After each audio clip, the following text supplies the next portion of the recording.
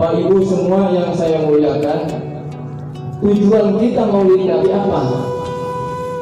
Ayo coba tahu kita. Jangan maulid Nabi panitianya sendiri nggak tahu tujuannya. Yang penting Bapak ikut-ikutan aja lah, rame-ramein aja.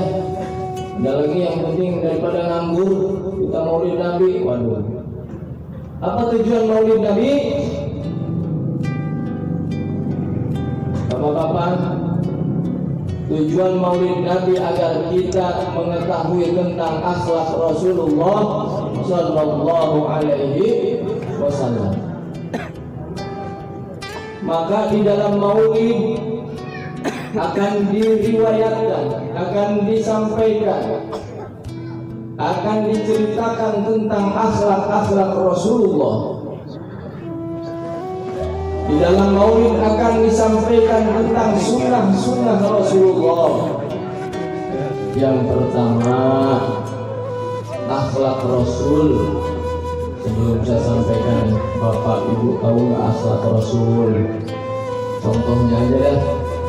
Kira-kira yang pertama apa? Silahkan Bu, Pak. Pak, akhlak Rasul contohnya apa? Ya. Kalau ngomong nggak pernah teriak Rasulullah. Maafin ya. Ini harus kita sampaikan. Saya tidak pernah membaca satu riwayat Rasulullah bersuara tinggi, penuh senyum dan pesona. Itu baginda Rasul. Tapi kalau umatnya teriak, ada masalah. Walaupun di dalam Al-Quran disampaikan, kita sebagai umat Rasulullah dilarang suaranya melebihi Nabi Muhammad Sallallahu Alaihi. Saya malu terus terang ini, terus ceramah maulid malu. Pakai sound system udah pasti lebih besar suara saya daripada suara Rasulullah Sallallahu Alaihi Wasallam. Saya udah melarang, saya sudah apa namanya melanggar perintah Allah, tidak mengikuti sunnah Rasulullah. Rasulullah itu cinta kepada fakir miskin, Pak.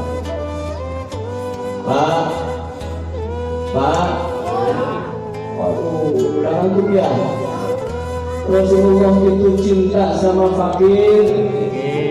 Ini sifatnya nih yang pertama. Rasulullah cinta sama fakir. Beliau bergaul dengan orang-orang kecil, tidak pernah mengejar orang-orang besar. Yang fakir, yang miskin diayomi. Manidda'a hubban Nabi, barang siapa orang yang mengaku cinta kepada Nabi tapi dia tidak cinta kepada fakir miskin, fahuwa kadzabun, dia adalah orang yang berdusta.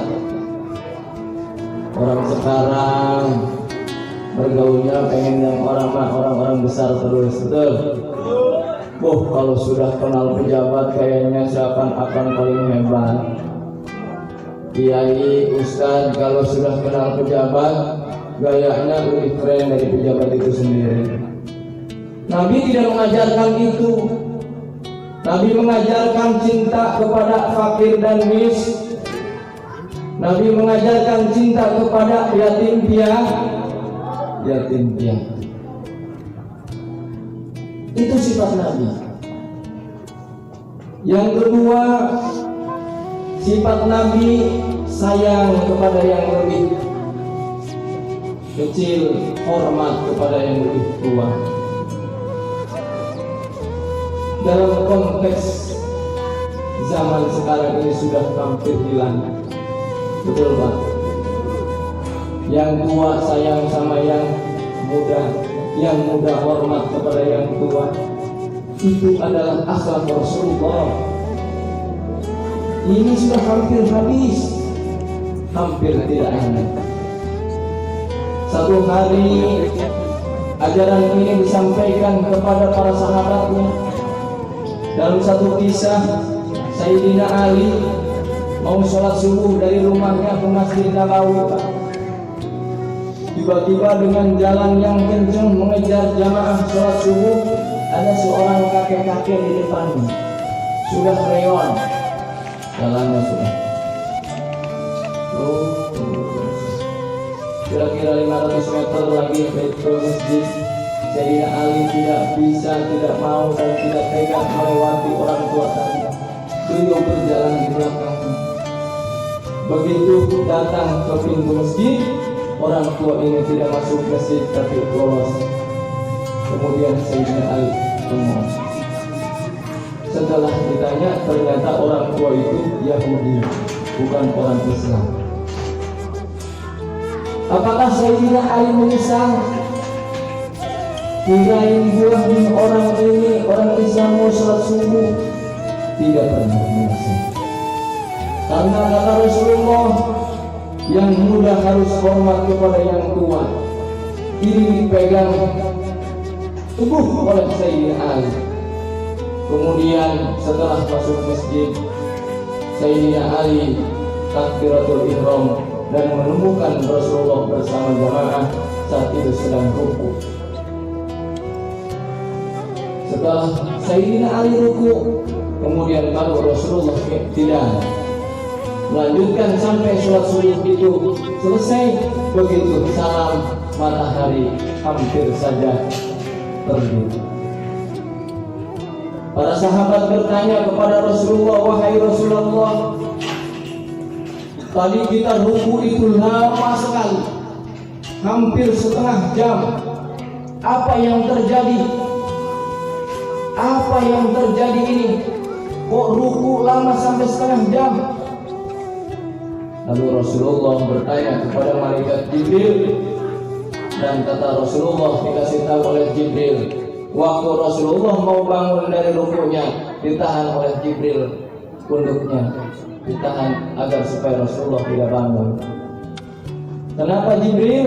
Saya tidak boleh iktidal karena ada Sayyidina Ali di jalan yang mengejar salat subuh bersama engkau. Di depannya ada seorang kakek-kakek Yahudi berjalan, beliau tidak berani melewatinya. Saya tahan leher engkau wahai Rasulullah yang mulia. Saya genggam matahari agar dia tidak terbit terlebih dahulu. Mataharinya ditahan oleh Jibril, pundak Rasulullah ditahan agar menunggu kedatangan Sayyidina Ali yang sedang menghormati jalannya orang tua Yahudi. Para sahabat terbengong. Apa yang bisa kita ambil dari ini? Ternyata hormat kepada orang tua bukan hanya orang tua Islam. Orang tua Yahudi itu sudah dicontohkan oleh Sayyidina Ali. Sampai malaikat Jibril memegang mataharinya, Rasulullah dilarang untuk iktidal. Inilah keutamaan menghormat orang tua, apalagi orang tua kita yang soleh. Apa? Ajarkan kepada anak-anak kita akhlak yang bagus. Kita mulai dengan diri kita, ajarkan kepada anak-anak kita akhlak yang soleh. Kita sayangi mereka dan ajarkan mereka agar bisa hormat kepada yang lebih tua, siapapun itu di antara kita.